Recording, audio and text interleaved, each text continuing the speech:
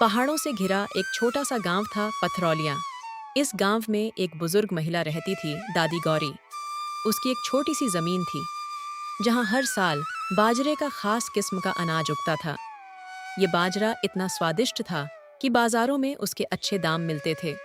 लेकिन इस साल दादी गौरी की फसल असाधारण रूप से बहुत घनी और सुनहरी थी। पूरा गांव देखकर हैरान था, लेकिन दादी ने अभी तक फसल कटवाई नहीं थी।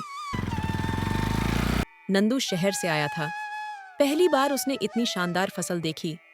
उसने मन में सोचा, अगर मैं इसे सस्ते में ले लूं, तो शहर में दुगने दाम में बेच दूंगा। दादी, ये बाजरा बेच रही हो क्या? मैं खरीद लूंगा।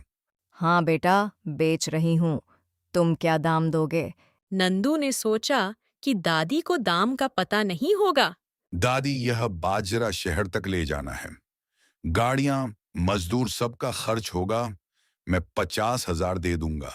इस बाजरे की इससे ज्यादा कीमत है भी नहीं। अरे, हमारे गांव का बिल्लू सेठ 1 लाख दे रहा है। मैं उसे भी नहीं दे रही। तुम तो और कम बोल रहे हो। मैं 1 लाख से कम में नहीं दूंगी। दादी, अगर तुम विधवा हो तो मैं यह एक मदद समझकर 60,000 दे सकता हूँ। फसल की कीमत इससे ज्यादा है नहीं। गांव वालों को मैंने बोला है कि 1 लाख से कम में नहीं बेचूंगी, वरना वह ताने देंगे। कौन पूछेगा? तुम मत बताना। मैं भी नहीं बताऊंगा। अब तुम कहते ना 1 लाख में दिया। अगर यह भी चला गया तो मुझे दाम नहीं मिलेंगे। ठीक है बेटा, 60 अभी दे दो। कटाई शुरू करवाओ। और अगर कोई पूछे तो कहना 1 लाख में खरीदी है, वरना गांव वाले मुझे ताने मारेंगे। नंदू मान गया। मजदूर आए। बाजरा बोरा बोरा भरकर सड़क किनारे ढेर कर दिया गया। गांव के लोग यह देखकर हैरान थे और उन्होंने पूछा, अरे भाई, कितने में सौदा किया? 1 लाख में 60 दे दिए हैं। नंदू हर बार बोलता। गांव वाले दादी की तारीफ करते हुए जाते। वाह भाई, दादी ने तो कमाल का सौदा किया है। बड़ी मुनाफा कमाई है उन्होंने अपनी फसल से। जब नंदू बोरियां बैलगाड़ी पर चढ़वाने लगा तो दादी जोर से बोली, अरे पहले बकाया दे दो, फिर ले जाना। कौन सा बकाया? मैंने तो पूरी रकम दे दी है। दादी ने गांव की भीड़ को बुलाया और उनसे कहने लगी, इसने कहा था 1 लाख में सौदा है, 60 अब भी 40 बाद में। अब पैसे दिए बिना माल ले जा रहा है।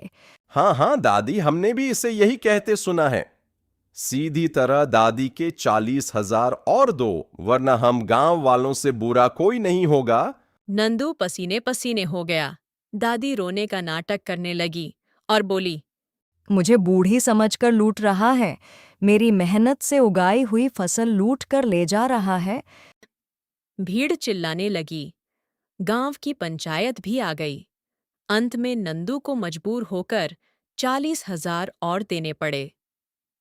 अरे नंदू बेटा, दिमाग लगाना अच्छी बात है, लेकिन लालच ज्यादा हो जाए तो नुकसान ही होता है।